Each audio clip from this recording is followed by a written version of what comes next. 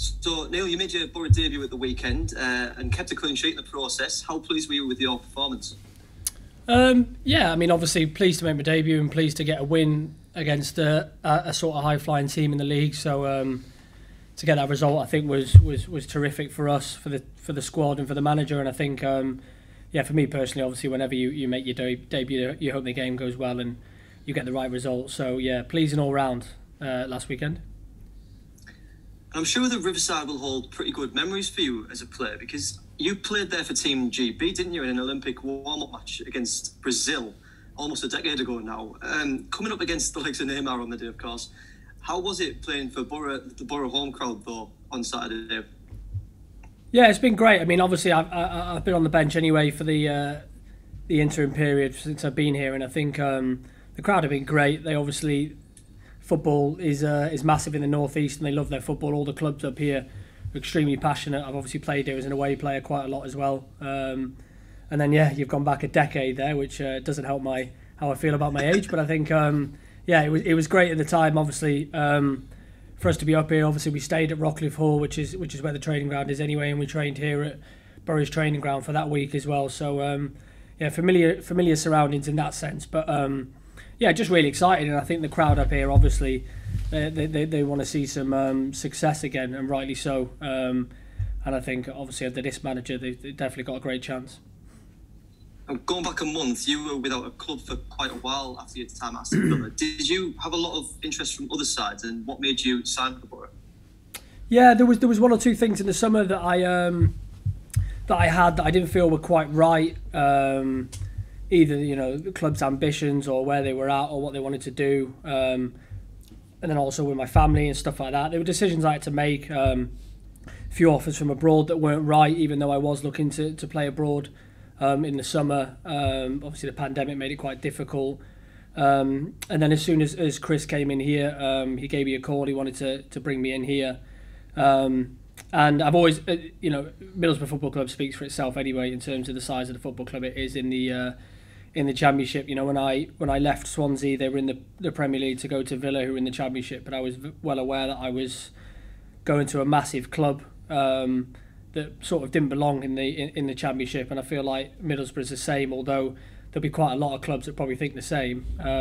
Middlesbrough's definitely a football club that's set up and ready to be in the Premier League, and they've got big ambitions and they want to get promoted. And I think then a big pull was Chris. I've always admired his teams from afar, or when I've played against them, I always find them extremely difficult, especially his Chef U team, as everyone knew. But I think yeah, what he's managed to do here in such a short space of time as well shows how good a manager he is. And since I walked in the door, he's proved how good he is. And I think the future's bright for Middlesbrough for sure. Now, you played as a wing back at the weekend too. Did you enjoy getting forward in those attacking areas? I mean, I know that you mentioned Chris there, and he had a little joke about a shank of a right foot shot that you did have at the weekend. But well, it was left. It should have been right. That was the problem. But yeah, I mean, wing back is something that I'm familiar with. Obviously, I played it for many years with Wales. We managed to do that quite successfully, and it's a role that, you know, there's no hiding place there. It's a big part of the team when you play in that position, when you play wing backs, because you're sort of doing both roles in terms of defensively and offensively. But the team's quite well drilled. I mean, the way that Chris and Alan and Chris and Matt Pressbridge here drill it into the team, the way they've got the information over so quickly for the team to be able to adapt and play this way so quickly, I think has been great, and it's a testament to how good training's been. And they took the information on board, and I sort of came into the team, and the lads already know their roles really, really well. So, you know, it's quite easy. Paddy McNair is a fantastic player playing alongside me, and Tav is non-stop energy inside me as well. So they made it a lot easier for me as well to slot in on Saturday. And of course, you've only been here a month, but how have you settled in on Teesside? Have you been impressed by the area and the training facilities? Yeah, obviously, like I said, I know the training facilities up here anyway. I was aware of it. So, you know, like I said, the club's set up to be a Premier League football club with its training ground, with the pitches, with the area that we're in. And obviously, I've been up here for a while now, so I've met the people. I know how passionate they are about football and their football club. And it's a really nice part of the world. Stayed up in North Yorkshire for a little bit as well. And yeah, it's been great. So on that side of things, I know people up here know their football especially. And yeah, I just hope everybody, including yourselves, are a bit excited for where the club's going. Definitely.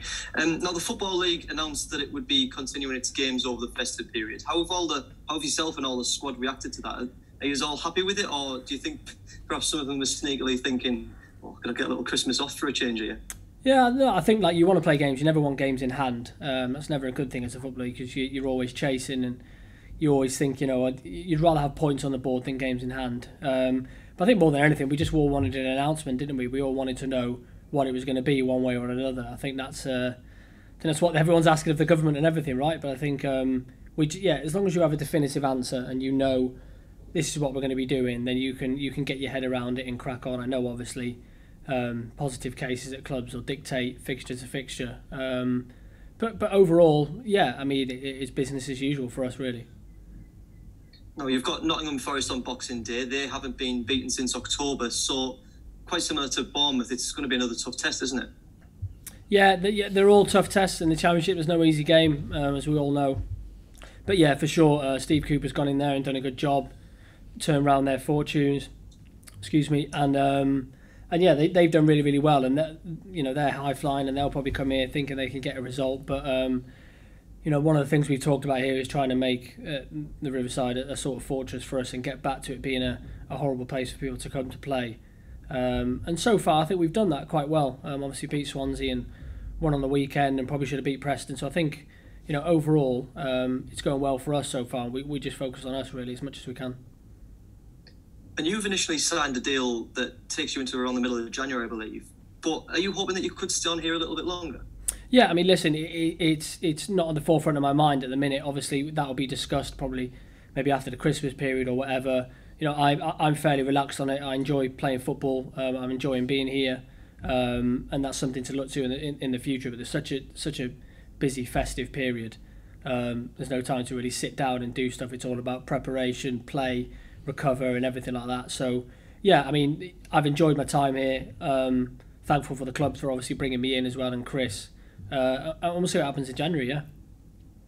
And I promise I'm not trying to make you sound old, but you're 32 now, and I think it's fair to say that you've came to Boro at an important stage in your career. But is there still a lot of ambition left in you, like in what you want to achieve between now and the end of your career? Yeah, there's still loads of ambition in me. I think one of the reasons I wanted to come here, as soon as I spoke to Chris and he spoke about wanting to go up, like you said to me before, did you have offers in the summer? I did, and some clubs were, obviously the pandemic's been difficult, and they just wanted to sort of survive or exist this season, and no sort of ambitions to go up or go anywhere. And I get that, because it's been a tough couple of years for football clubs all round, as everybody knows. But yeah, this football club with this manager have got ambitions, and that was the draw for me. So yeah, hopefully that answers your question. Yeah, good to see you. Just on the COVID kind of situation and the fixtures and busy Christmas, I've just read there Jordan Henderson said this morning that I think his quote is, "No one is really concerned about player welfare. No one takes it seriously." As you head into that busy Christmas period, is that what you generally feel as players, or is it more of a case of we are privileged to be in the position that we're in? Yeah, I mean, listen, there's I get what he's saying, and I know Liverpool are going through a tough period, and a lot of football clubs, spoke to a few friends at Villa, and when you have a big outbreak and that, you do worry, and sometimes people do go day to day and think, when am I going to get positive, because everyone else seems to be. And when that sort of happens in your workplace, I get that worry. My sister's a school teacher, and she has the same thing at school, and I think it's a worry for everybody in the workplace these times with COVID, and not knowing whether you'll ever get it or won't get it. What I would say is we've always been used to working over the Christmas period. It's always been the norm. We're not special. A lot of people work over Christmas. There's still nurses, there's still doctors in hospitals, there's still a lot of people work Christmas Day. And I think you just have to sort of get on with it. I wouldn't say we're in a privileged position. It's just a normal position for us, and nothing changes. And we realise that the festive period as well is so big for fans and TV. That we've got to play our part. It's just part of the job, and you've sort of got to get on with it. And that's the way it is, really. I mean, you can moan about it or whatever, or you can just get on with it. You've got two options, and I think I get why people feel like that at the minute, because there's games getting called off and there's a little bit of uncertainty here and there, and it's not ideal. Like I said, I still got mates at Villa. It's not ideal when a game's called off 2 hours before and fans have made the journey and stuff. Nobody wants that. Everybody wants clarity, but I don't think anybody can give clarity. That's a problem. Nobody knows. It's a day-to-day thing at the minute. So yeah, to answer your question, it's the Christmas period. It is what it is for us. It's always been the same. I don't think we're doing anything especially different this year. Just everyone's trying to adapt. I guess the flip side of having that break would be you've got to play the fixtures eventually, haven't you? And they're going to build up, which can create problems further down the line, can't it, in terms of squeezing a lot of football into a short space of time? Yeah, it does do. I think over the years I've been involved in football now, the schedules have got busier and busier, given the cup games, given internationals, given summer, end of season trips, pre-season trips. Football is getting busier for everybody, and especially them boys at Liverpool, you'll be playing 3 games a week nearly all season. So it is busy. Football is getting busier all the time, and it is tough to fit everything in when there's so many competitions. Like the Europa Conference League this year. I've never heard of it before, but suddenly that's another thing that's come around. So I think it's it's one of them things. But as footballers, you just got to get on with it. You're paid to do your job, so to do your job effectively. And the cliche, there's no easy games in this division, is there? Great win against Bournemouth at the weekend, obviously making your debut. Forest, though, you look at the table, it's so compact in there at the moment, isn't it? Just a point behind them. Does that add extra incentive for you going into that game, knowing that a win against them can put you right up there and overtake them? Yeah, it does. Yeah, it does. To be fair, I mean, every time you win, you're creeping closer and closer. I mean, that's how football works, isn't it? Right? You lose and you're looking below. You win and you're looking above. That tends to be the way. But I think here we can really look above. I think the league is especially wide open this year. I mean, most people probably would have thought that Fulham and Bournemouth are the standout teams, and they are at the top. But even they're reachable. So I think everyone will just be going week by week, and the Christmas period with 4 games, such a small period of time, things can change really, really quickly. And so we'll just be looking to take it game by game and get a win. As well as they've been doing. I'm sure they know that by coming here they've got a tough task on their hands as well, and our run of form's been decent as well. So, like I said, we'll worry about ourselves and what we do at home. But for sure, Forest are an in-form team. Yeah. I saw the manager getting interviewed on the TV the other day. I think the P word, promotion, was mentioned to him, and he kind of scoffed at it and laughs it off and everything. But as a group of players, when you do have a nice bit of run of form, and like you say, you're looking up the table. Is it easy to kind of get carried away a little bit? Yeah, it can be, but I mean, you've only got to look at Bournemouth, right? They haven't won a game in a long time, and they're still up there because they started so well. So you can get ahead of yourself, and it'll come and bite you, I think, a little bit. But you win a couple in a row in this league, and you're always within touch of the playoffs in this league. That's the beauty of the Championship, is that if you can even get to 6th. You've got a chance of getting promoted, and I think that's the niche of the Championship and why it's loved so much. And like I said, the year we got promoted to Villa, we won 10 in a row, and it was only by the time we won the 10th that it finally got us into the playoffs. That's how far we were off it. So it's possible at any stage to get into the playoffs, but if you can find a consistency and always be there or thereabouts, then any good run of form can see you right up there. So, but yeah, it'll definitely come and bite you if you start talking about it or getting too far ahead of yourself. Lovely. Cheers, Neil. Have a good Saturday. Thank Merry you. Christmas. Cheers. Thanks, mate. Craig from the Gazette, please. Morning, Neil. Morning. You okay, Craig? I'm good, thanks. Are you? Good, thank you. You're in normal settings there. Yeah. Neil, I just wanted to take you back to kind of, you mentioned how you did turn down a couple of offers in the summer. They didn't feel right for you, but what was that period like? Particularly, I'm thinking kind of when the season started and a few games started getting in, and you still were without a team. I mean, what was that period like for yourself? Listen, it was different for sure, because I've not done that for, would it be 15 years, something like that. So I think it was definitely different, but I still looked after myself. I still kept fit. I was still doing something every single day. And I was well aware, because I'm sort of at that age, like I said, I've got friends who are a similar age and have gone through similar, and people who had signed at clubs in October and November and, hadn't necessarily been done and dusted by June and July. So I knew there's a possibility things would still come around at any point and being on a free. So I always looked after myself. For sure it was different, But I was all right. You know, the mentality was always that something will come up, and like with anything in football, no matter what age you are, it's about taking your chances when you get in the door. And I think that's what you have to do. That ultimately dictates how successful you are and how long your contracts are, etc. So to answer your question, it was different, but I was okay. You know, mentality wise, I've always sort of been the same. So it was different for sure. The dog liked it anyway, put it that way. Don't know if the wife did, but yeah, the kids loved it and all that, of course, all them lot. But yeah, for me, it was definitely different. Yeah. Yeah, and I mean, obviously with football, you know, when you're part of a team, it's a squad game. You're around, you know, companions, etc. every day, and then at that period, you would have been having to, you know, you say, keeping the mentality strong and keeping yourself in good nick. You know, how difficult and what were you doing to kind of, you know, make sure that if the offer did come, you were ready to step straight in? Well, I just kept myself fit. It's as simple as that.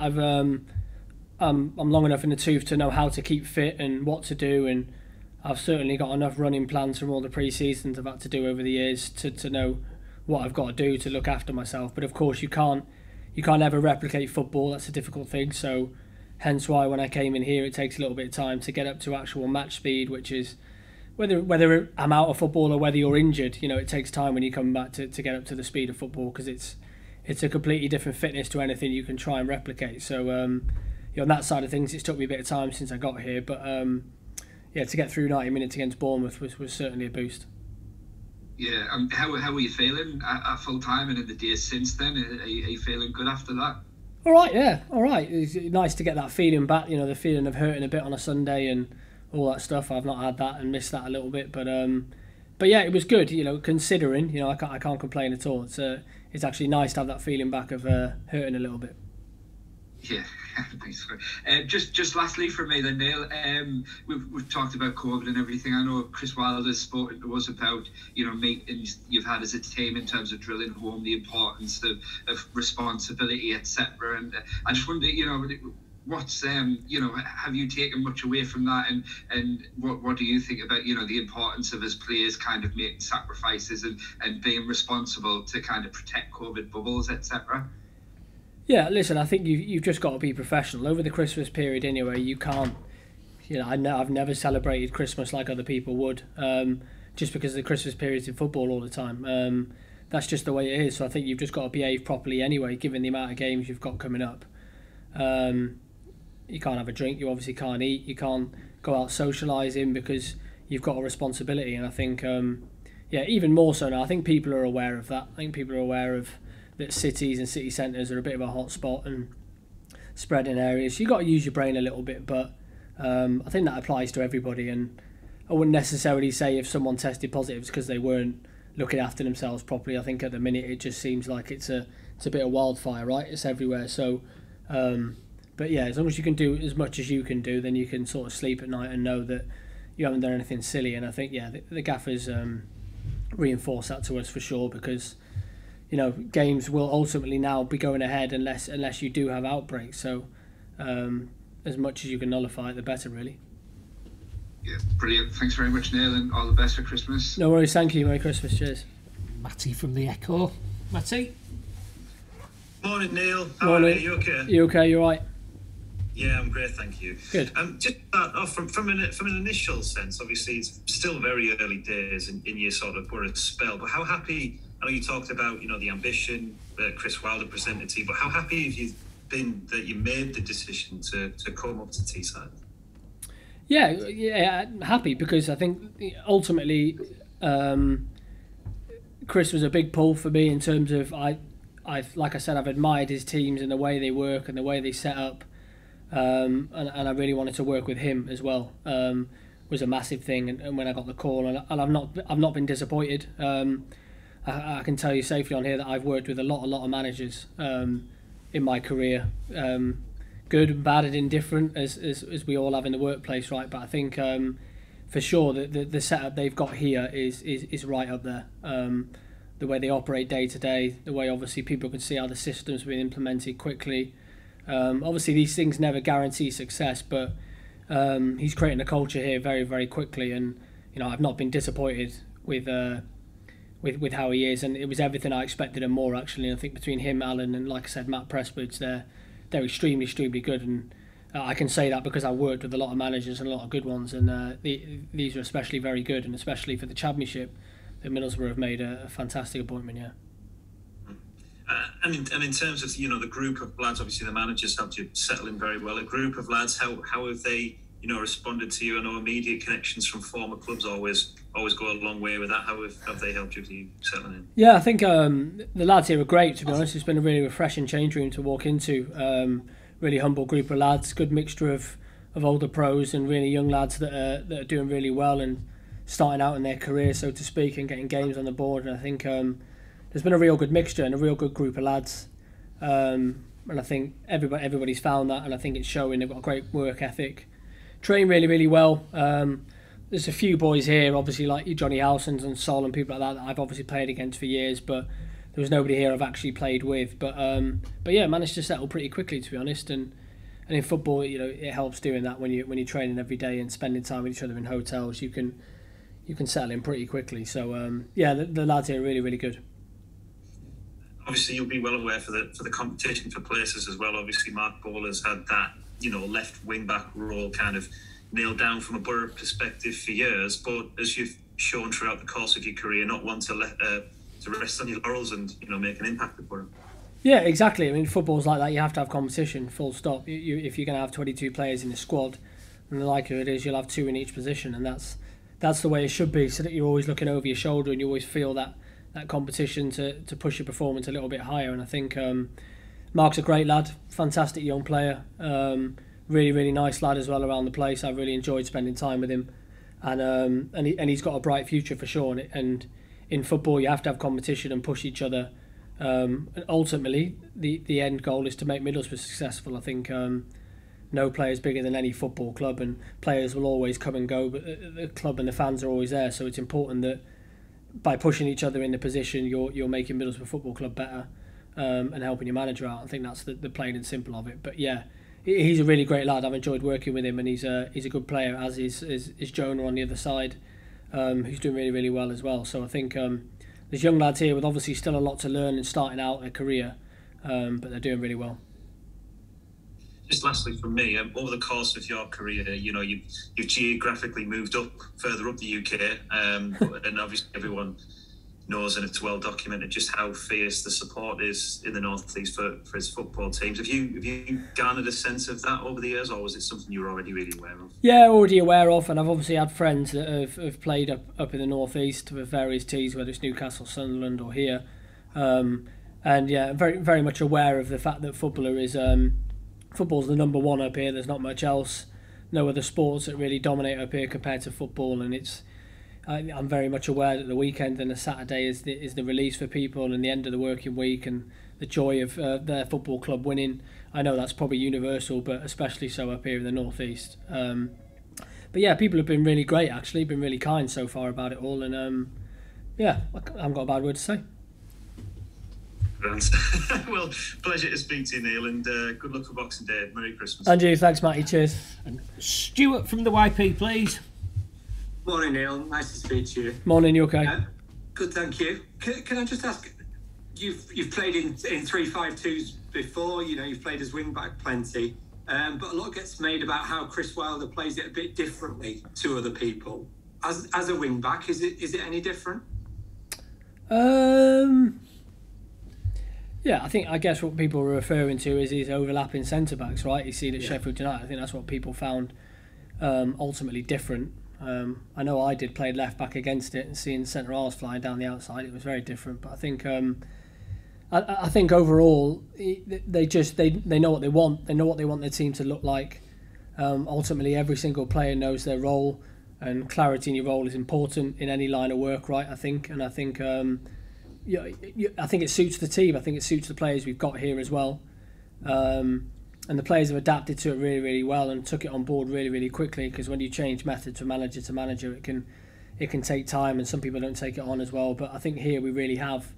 And I think it's come to fruition. I think people have seen the results that we've got and how we've dominated games at time.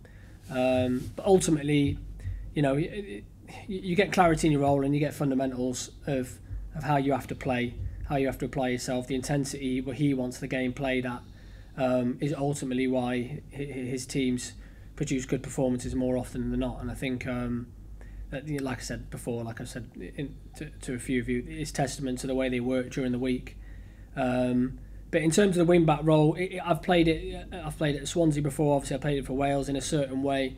There's always different variations of the 3-5-2 in terms of how your midfield sets up, or whether you play with a front two or one off. And so I think there's always some slight variations. But yeah, Chris certainly has his way of doing it and has been successful with it. So I think that's why he always tries to implement it.